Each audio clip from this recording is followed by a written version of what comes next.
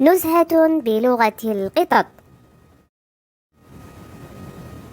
ريتال فتاة لطيفة وجميلة تحب القطط وتحبها القطط. خرجت ذات يوم مع أبيها في نزهة إلى الحديقة في الجوار. تفاجأ أبوها عندما سألها أن تحمل معها سلة الطعام. تفاجأ عندما أجابته بشكل غريب: مياو مياو، ميمي مياو. لا بد أنها تمزح، قال ذلك في نفسه. ابتسم وأنزل هو سلة الطعام.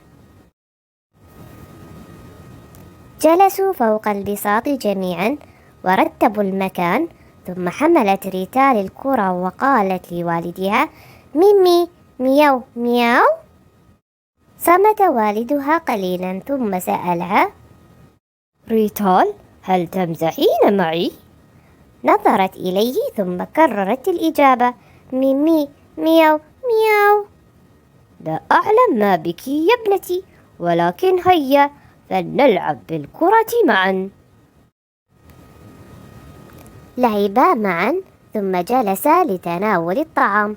فقالت ريتال: ميمي ما مياو مياو مي. نعم، الجو رائع والهواء عليل، أجاب والدها بابتسامة. فابتسمت وأكملت طعامها. ثم غفى والدها لبعض الوقت بينما ظلت تلعب هنا وهناك وتجمع الورود. ثم استيقظ أبوها وغادروا المكان. ركبا السيارة ثم تحدثت أخيرا ريتال بلغة مفهومة: أبي، لقد كانت نزهة جميلة ولقد كنت أنت الأجمل فيها. كيف؟ سأل أبوها. أجابت: ذلك لأني كنت قد وضعتك تحت اختبار. لقد جربت التحدث إليك بلغة مختلفة لأرى إن كنت ستفهمني أم لا، ولذا عندما سألتني أن أحمل سلة الطعام أجبتك بأنها ثقيلة، فهلا حملتها رجاء عني؟ فحملت عني سلة الطعام. وعندما طلبت منك أن تلعب معي بالكرة لعبت معي بالكرة.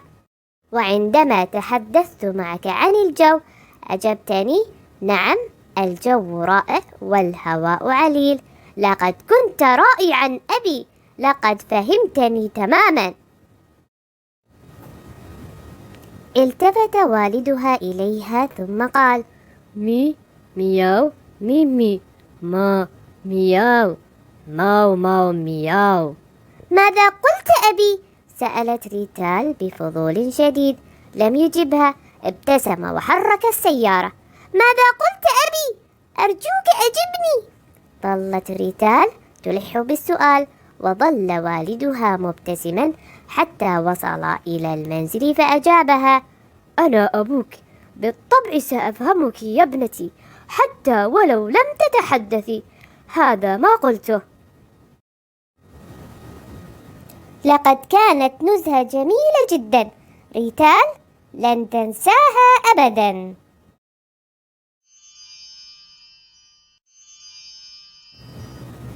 اكتب قصتك، ارسمها كما فعلت، ثم اصنع منها فيديو بصوتك وأرسلها إلي لأعرضها في قناتي. قصة جميلة مناسبة ومهذبة تحمل اسمك وصورتك إن أردت.